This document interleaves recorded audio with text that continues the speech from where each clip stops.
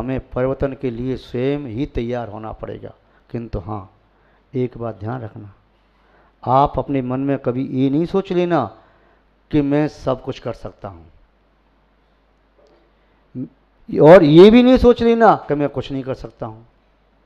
दोनों बातें खतरनाक हैं। यदि ये सोच लिया मैं सब कुछ कर सकता हूँ, सब कुछ मैं ही हूँ, ये भी अहंकार है, खतरनाक है। मैं कुछ नहीं कर सकता, ये दयनीयता, दीनता, यह भी अभिशाप बन जाएगी। ये भी नहीं सोचना। फिर मैं कुछ कर सकता हूँ, ये सोचने वाला व्यक्ति सब कुछ कर सकता है। और एक साथ ये सोचे कि मैं सब कुछ कर सकता हूँ तो कुछ नहीं कर सकता, और ये सोच ले मैं कुछ नहीं कर सकता तो वास्तव में वो भी कुछ नहीं कर सकता। हम एक एक कदम आगे बढ़ाते हैं, हमारी टॉर्च का प्रकाश आगे चलता जाता है। ऐसे ही हम जिस कार्य को आसानी से कर सकते हैं करें, उसके बाद अगला कार्य करने का उत्साह बनेगा। एक सीढ़ी पर पैर रखते ही दूसरी सीढ़ी की भूमिका बन जाती है, दूसरी पर पैर रखते ही तीसरी की भूमिका बन जाती है, तीसरी पर पैर रखते चौथी की। एक ही सीढ़ी चढ़ते चले जाओ तो अंतिम सीढ़ी तक पहुंचा जा सकता है। एक साथ पहली सीढ़ी पर पैर रखे बिना अंतिम सीढ़ी पर नहीं पहुंचा जा सकता। इसी तरह उतरने वाला व्यक्ति जब नीचे उतरता है, एक सीढ़ी पर नीचे पैर रखता है तो नीचे उतरता जाता है। उसके जीवन में यदि नकारात्मक बात आने लगे, नकारात्मक आने लगे तो शनै शनै शनै शनै से डाउनफॉल होता चला जाता है और वह बहुत नीचे आ जाता है, गर्त में आ जाता है। एक साथ कोई व्यक्ति गिरे तब तो उसे एहसास होता है कि मैं छत से नीचे गिर गया, किंतु जो व्यक्ति धीमे धीमे फिसल पट्टी से धीमे धीमे नीचे आता है तो उसे नीचे उतरने का एहसास नहीं होता। जब व्यक्ति के जीवन में धीमे धीमे गिरावट आती है, बुराइयां धीमे धीमे पनपती चली जाती हैं तो एहसास नहीं होता। एक साथ कोई वृक्ष धराशायी हो जाए तो बिल्कुल खाली खाली सूना सूना दिखता है, और एक साथ कोई लाकर के व्यक्ति पौधे वहाँ खड़े कर दे तो लगे कल तो यहाँ कुछ नहीं था। तो अचानक परिवर्तन तो पकड़ में आता है, किंतु जो परिवर्तन धीरे धीरे होता है वो हमारी बुद्धि की पकड़ में नहीं आता। महानुभाव, यह संकल्प करने वाला व्यक्ति कि मैं कुछ कर सकता हूँ, जितना कर सकता हूँ उसे कर ले, और यदि उसे कर लेगा तो आगे वाले कार्य की भूमिका बन जाएगी, आगे वाला कार्य कर लेगा, उसे करेगा तो और आगे की भूमिका बनेगी, और आगे कार्य करेगा। वह सोचे कि मैं इतना ही कर पाऊँगा, आगे तो कर नहीं पाऊँगा, जब कर ही नहीं पाऊँगा तो करने से लाभ क्या है। शारिका जैन उसे पोलियो हो गया बाल्यावस्था से ही, और वह पोलियो से ग्रस्त होने के बावजूद भी उसके मन में पढ़ने की ललक थी, किंतु वह एक सामान्य परिवार में जन्म लेकर के, उड़ीसा के जैन परिवार में, मारवाड़ी राजस्थान की थी, सामान्य परिवार में जन्म लेकर के पढ़ाई का जुनून सवार होगा। लोगों ने कहा ये क्या पढ़ पाएगी, डॉक्टरों ने कहा चली नहीं पाएगी, किंतु उसने हिम्मत नहीं हारी, पढ़ती और स्कूल जाती। सब लोग उसे चिढ़ाते, पीछे रह जाती, किंतु उसने उनकी वचनों को सुनकर के अपना रास्ता नहीं बदला। वह संकल्प के साथ उसने सोच लिया था मैं इन सब की सोच को बदलूंगी, मैं अपना रास्ता नहीं बदलूंगी। मैंने जिस लक्ष्य को प्राप्त करने का संकल्प लिया है मैं आगे बढ़ कर के रहूँगी। वही शारिका जैन पढ़ती है, आगे पढ़ने के उपरांत वे सीए करती है। और वह जब तक जानती नहीं थी आईएएस, आईपीएस, आईआरएस क्या होता है। उसने ट्रेन में एक व्यक्ति से चर्चा की, उसने बताया सीए किया है। उसके परिवार में सीए इतनी बड़ी शिक्षा किसी ने प्राप्त नहीं की थी। अब परिवार वाले सोचते ये क्या कर सकती है, किंतु उसने हिम्मत नहीं हारी। बाद में उसने 6 महीने उड़ीसा में रहकर के आईआरएस की ट्रेनिंग अपनी तैयारी की, दिल्ली में आकर के तैयारी की, और 18 महीने के अंदर वह आईआरएस वह कमिश्नर बन गई मुंबई में, जस्ट डिप्टी कमिश्नर। महानुभाव, उसकी स्वयं की स्पीच है कि उसने स्वयं कहा कि व्यक्ति वास्तव में कहीं भी हो, जहाँ भी पड़ा है, गर्त में पड़ा है, सबसे नीचे सीढ़ी पर है, चढ़ना प्रारंभ करे। जो व्यक्ति भी सितारे बनकर के चमक रहे हैं उनकी पृष्ठभूमि देखना, वे सितारे शुरू से वही नहीं थे, उन्होंने पहली सीढ़ी से चलना प्रारंभ किया है। जो सितारे चमक रहे हैं वे आज नहीं तो कल टपक जाएंगे, गिर जाएंगे, किंतु जो नीचे से चढ़ना प्रारंभ करते हैं उन्हें विश्व की कोई शक्ति गिरा नहीं सकती। महानुभाव, परिवर्तन करने के लिए हमें अपनी क्रियाओं का परिवर्तन करना है, अपने वचनों का परिवर्तन करना है और अपने मन का परिवर्तन करना है। यदि हम क्रियाओं का जिस लक्ष्य की ओर बढ़ना चाहते हैं उसके अनुकूल क्रियाएं करना प्रारंभ करें, उसके अनुकूल वचन बोलना प्रारंभ करें और उसके अनुकूल मन में विचार लाना प्रारंभ करें, तो आप एक दिन पाएंगे कि आपके अंदर वह वस्तु प्रादुर्भूत हो रही है, उसका उद्भव हो रहा है। और यदि आपने अपनी क्रियाओं को नहीं बदला और यदि आपने अपनी वचन पद्धति को नहीं बदला, आपने अपने मन को नहीं बदला, तब निस्संदेह बदलने के रास्ते बंद। महानुभाव, हम बदलाव चाहते हैं तो बदलाव कर सकते हैं, ऐसा नहीं बदलाव नहीं कर सकते, बदलाव कर सकते हैं, किंतु कर हम स्वयं ही सकते हैं। और बदलाव के लिए नीचे से प्रारंभ करना चाहिए, क्योंकि पुरानी दीवारों पर, पुरानी नींव पर, पुराने पिलर हैं 200 साल पुराने, उन पर यदि सटरिंग करके लेंटर डालना चाहेंगे तो लेंटर पूरा पड़ नहीं पाएगा, उसके पहले धराशायी हो जाएगा। पुरानी रूढ़ी, पुरानी मान्यता और पुरानी आपकी सोच, उसे तो बदलना पड़ेगा। जिस पुरानी सोच के कारण आप असफल होते रहे, जिस पुरानी क्रिया के कारण असफल होते रहे, जिस पुरानी संगति के कारण असफल व्यक्तियों की संगति से असफल होते रहे, जिन पुराने विचार और वचनालाप से असफल होते रहे, उन्हें छोड़ करके नई सोच, नए शब्द, नई क्रिया और नई संगति आपके जीवन में एक नया उत्साह भरने वाली हो जाएगी। महानुभाव, आचार्यों ने प्रत्येक व्यक्ति को बीज रूप से परमात्मा कहा है। यदि वे अपने बीज को परमात्मा का वृक्ष बनाना चाहे तो बना सकता है। हम आपके प्रति ऐसी भावना भाते हैं कि आप अपने जीवन में उत्साह जागृत करें, नई खूबी, नई रंगत, नए अरमान पैदा कर, नई खूबी, नई रंगत, नए अरमान पैदा कर। यदि तू वास्तव में इंसान है तो इस खाक के पुतले में भगवान पैदा कर, तू भगवान पैदा कर सकता है। ये हम आपके प्रति मंगल भावना भाते हैं। इन्हीं मंगल भावनाओं के साथ अपनी शब्द श्रृंखला को विराम देते हैं। जय बोलिए श्री शांतनाथ भगवान की, परम पूज्य आचार्य गुरुदेव श्री विद्यानंद जी महाराज की, अहिंसामय विश्व धर्म की, जैनम जयतु शासनम विश्व कल्याण कारकम, कालवर्ती त्रैलोक पूज्य विश्वाराध्य पंच परमेष्ठी भगवान की, अनंता अनंत सिद्ध परमेष्ठी भगवान की, वर्तमान जिन शासन नायक श्री वर्धमान महावीर भगवान की, परम पूज्य चारित्र चक्रवर्ती आचार्य भगवान श्री शांत सागर जी मुनि महाराज की, परम पूज्य सिद्धांत चक्रवर्ती श्वेत पिच्छाचार्य आचार्य भगवान गुरुदेव श्री विद्यानंद जी मुनि महाराज की, अहिंसामय विश्व धर्म की,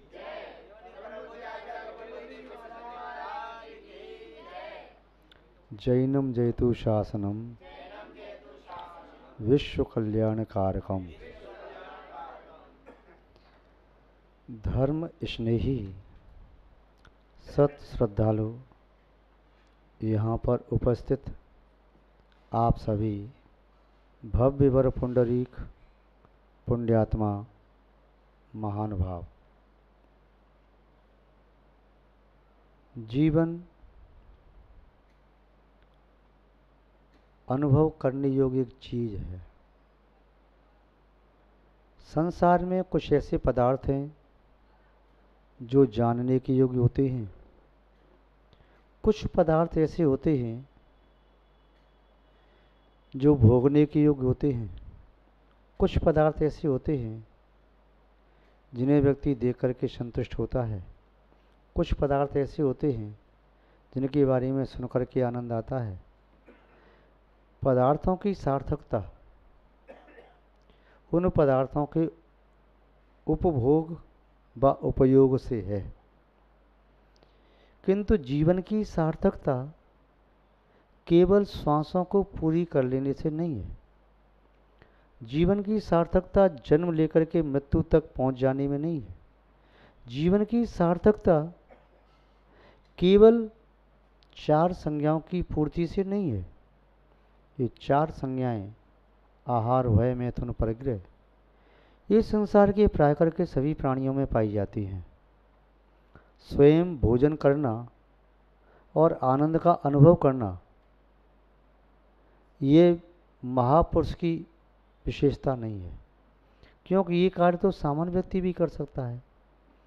यथेष्ट भोजन करके संतुष्टि का अनुभव करना, आनंद का अनुभव करना, ये जघन्य व्यक्ति का लक्षण है। अपने मन के प्रतिकूल भोजन करके भी आनंद का अनुभव कर लेना, ये मध्यम व्यक्ति का लक्षण है। किंतु दूसरे को भोजन करा करके आनंद का अनुभव करना, ये उत्तम व्यक्ति का लक्षण है। अपनी पीड़ा में किसी की आंख गीली हो जाए तो कोई बहुत बड़ा आश्चर्य नहीं। दूसरे की पीड़ा को देख करके किसी को हंसी आ जाए, इस प्रकार के व्यक्तियों का भी संसार में अभाव नहीं। किंतु दूसरे की पीड़ा को देख करके जिसकी आंख नम हो जाए, ऐसे व्यक्ति वास्तव में बहुत कम हैं, किंतु इनका अभाव नहीं। जहाँ पर भी ऐसे व्यक्ति होते हैं, उन व्यक्तियों के साथ रहने से ऐसा लगता है स्वर्ग का आनंद आ रहा हो। ये शरीर की अपेक्षा से मनुष्य दिखाई देते हैं। व्यक्ति ये मनुष्य जैसे हैं, किंतु इनका व्यक्तित्व वास्तव में मसीहा जैसा है। ये मानव होते हुए भी इनके अंदर देवत्व जागृत होने लगता है। महान भाव, किसी ने ठीक ही तो कहा, किसी के देख कर दर्द किसी का, देख कर दर्द किसी और का, जिसकी आह निकल जाए। देख कर दर्द किसी और का, जो आह दिल से निकल जाए, बस इतनी सी बात है, बस इतनी सी बात है कि वह इंसान इंसान बन जाए। वास्तव में इंसान तो वही है जिसकी चीख दूसरे को दुखी देख करके निकल जाए। दूसरा भूखा बैठा हो तो उसके स्वयं के मुंह में भोजन का ग्रास न जाए। आज इसकी आवश्यकता है। अब कोई ऐसा अभियान चलाया जाए जिसमें आदमी को आदमी बनाया जाए। आदमी के चेहरे और सूरत तो बहुत सारी मिलती हैं, किंतु आदमियत के बिना आदमी नहीं। इसलिए हम कागज़ के फूलों पर विश्वास न करें। जिस पुष्प में अपनी स्वयं की सौरभ है और गंध है, वही वास्तव में पुष्प होने का अधिकारी है। मानवता के बिना मानव उसी तरह से है जैसे मानचित्र में बनी हुई नदी। वह मानचित्र की नदी किसी की प्यास नहीं बुझा सकती। चित्र में रखे हुए लड्डू किसी की भूख नहीं मिटा सकते। चित्र में बने हुए वृक्ष किसी को ऑक्सीजन नहीं दे सकते। चित्र में बना हुआ रोड किसी को मंजिल तक नहीं पहुंचा सकता। और चित्र में बने हुए हाथी घोड़े और वाहन वे सवारी के योग्य नहीं हो सकते। ऐसे ही जिस मानव में मानवता नहीं है, वह मानव संख्या पूर्ति तो कर सकता है, किंतु वास्तव में मानवता को जीवंत, सफल और सार्थक नहीं कर सकता। आवश्यकता है उस संवेदनशीलता की। व्यक्ति के जीवन में वेदना होती है, वेदना का अनुभव करता है, किंतु जब तक वह स्व की वेदना की तरह ही पर की वेदना को अनुभव कर सके, ऐसी संवेदना किसी विरले पुरुष में ही होती है। महान भाव, मानव बनने के उपरांत ही ईशत्व का रास्ता प्रारंभ किया जा सकता है। हम चले देवता कहलाने पर मानव भी कहला न सके। हम चले हैं विश्व विजयी बनने पर विजय स्वयं पर पा न सके। हम चाहते हैं बस कैसे भी जल्दी से भगवान बने, किंतु नहीं चाहते इसके पहले एक अच्छे इंसान बने। अच्छा इंसान ही भगवान बनने का बीज है। भगवान बनने का बीज अच्छा इंसान है। बीज के बिना जैसे वृक्ष नहीं होता, ऐसे ही अच्छे इंसान के बिना कोई भगवान नहीं होता। भगवान ऐसा नहीं है कि फैक्ट्री में तैयार हुआ माल की तरह से भगवान तैयार होता हो। भगवान कोई प्रोडक्शन नहीं है कि जैसे फैक्ट्री में वस्तु बनाई जाती है उसे भगवान बनाया जाता हो।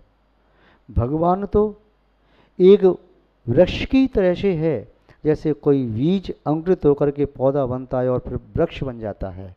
ऐसे ही जो मानवीय गुणों से परिपूरित होता है, उस मानवीय गुणों के बीच में ही वे गुण ज्यों ज्यों निखरने लगती हैं, मुखर होने लगती हैं, और उन गुणों का संपूर्ण विकास, आत्मा की शक्ति का संपूर्ण विकास और मानवीयता का पूर्ण रूप से विकसित हो जाना, उद्घाटित हो जाना, यही वास्तव में भगवत्ता है। भगवतपना आत्मा के अंदर से ही प्रकट होता है। वे प्रकट करने की कला यही है कि जब तक हम स्वयं के सुख दुख का अनुभव कर रहे हैं, तब तक हम संसार के लिए मानव नहीं बन सकते।